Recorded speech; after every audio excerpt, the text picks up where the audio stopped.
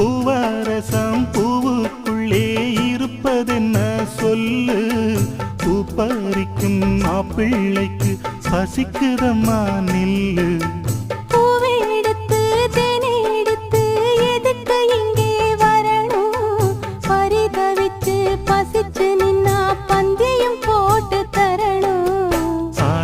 ஆடி பாடி வந்து அலையுதொரு குருவி, கீச்சு கீச்சு பேசு